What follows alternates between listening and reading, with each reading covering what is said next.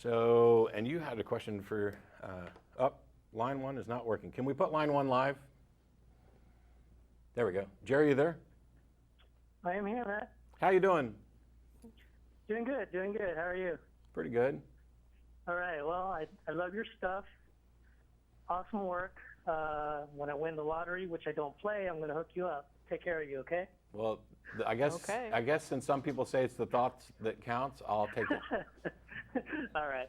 Well, anyways, I wanted you to possibly weigh in on what seems to be a big discussion and debate for some on whether it's okay to go around calling yourself an agnostic when you're really an atheist. Stop using that agnostic, title. It really doesn't work.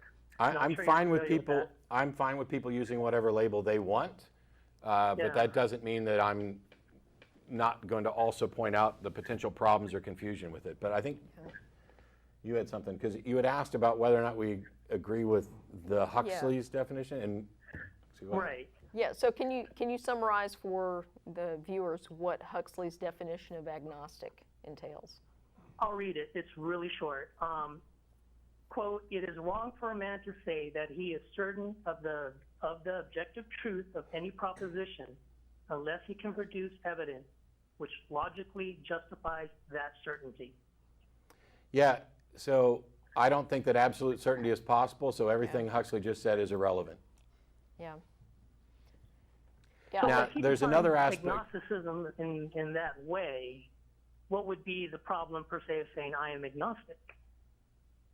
Well, I mean, if your argument for agnosticism is that you don't see a path to certainty with regard to either proposition, you've completely, first of all, I don't see a path to certainty anywhere for anything. Right. You've misrepresented what knowledge means, because virtually, now granted we've come a long way since Huxley, but virtually no modern philosopher considers absolute certainty to be a component of knowledge. The most normative definition is justified true belief, which is not an appeal to certainty at all. But the other thing is you're avoiding the issue, because we assess individual statements like some God exists. You either believe that or you don't. There's no middle ground with respect to that statement. There is middle ground with respect to a question. So if the question is, does God exist? The people who would say, yes, I believe that's the case, are theists, because they are accepting the proposition that a God exists. Anybody who doesn't accept that proposition is a non-theist, and I would say an atheist in the weak sense. And only the people who accept the proposition no gods exist would qualify as strong atheists or anti-theists, or however you want to label the position. But that position is irrelevant. That would be what I would consider to be the null hypothesis. And through this entire conversation, it's about, do you believe it? Do you think you have good reason to rationally accept it? And belief and knowledge are not synonymous. Knowledge is a subset of belief. So if somebody says, do you believe that God exists? And you say, I'm agnostic, you have not answered the question. Uh-huh. And in fact, you did a lecture on this. I did a couple different ways, but I did one on belief and knowledge. And, I think it's posted on our website. Yeah, with Venn diagrams and everything that look like boobs, but I didn't know that when I put the Venn diagrams together. Now, would the very definition of God add to this discussion? Because, God can be defined in so many different ways. So perhaps a person could be an atheist in one sense and maybe not in another. So this is what I thought you were getting at when you talked about Huxley's definition, because Huxley specifically had this view that the proposition or the propositions about God were unknown and unknowable. And I think that I'm fine with accepting that they're unknown, that we haven't solved this issue. And I'm fine with saying that so far it doesn't seem that it's possible for us to resolve it. But to say it is unknowable, especially when you're somebody like Huxley who's talking about certainty, it seems to me that he's saying that this topic is by definition impossible to assess and forever will be when you say unknowable. Yeah. And I object to that, because if there is in fact a God who manifests in reality in some detectable way, then that's a testable proposition. In fact, everybody who believes, or most of the people who believe and think they have good reasons for it, are claiming to be little God detectors. They believe in a falsifiable God, they just can't defend it. Okay. Yeah, it does seem like he went too far. I would agree with that. Now, can we rule out the possibility, to use an analogy, that we are some beings like ant farm and not really know for sure that is a possibility? So I had an interesting discussion with Blake Junta. I debated him last week, and we're going to be doing a podcast or two coming up.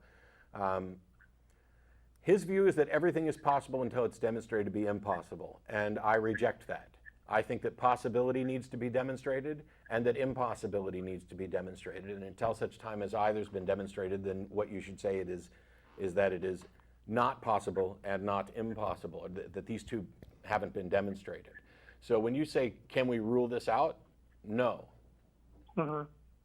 Just like we don't have a solution to hard solipsism. I can't rule out the possibility that I'm a brain in a vat because I have currently no way to assess it. That doesn't mean that it is forever unknowable or unaccessible.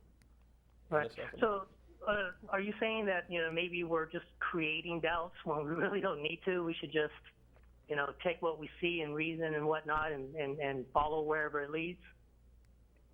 Or... Well, I'm not sure we have much other choice, if I understand your question correctly. I guess my point would be is that we, like if I say, well, what if we are some beings, ant farm, why should we even, maybe I'm just speculating why we should even bother thinking that in the first place. Oh, I don't think we should spend a whole lot of time on it until somebody demonstrates that there's good reason to spend a lot of time on it.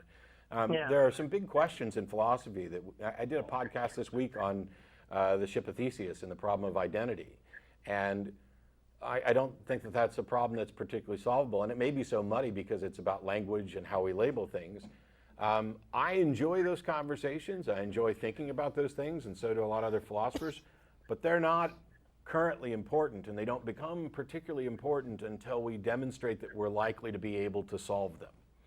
And that they're likely to have an impact. There are much bigger issues in every person's individual daily life, and certainly more important issues for the world, as long as there are still people starving and dying and subjected to religious indoctrination and other superstitious things that are causing harm.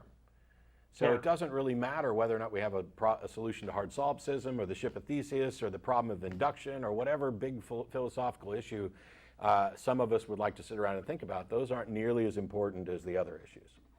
Yeah, I would agree, absolutely.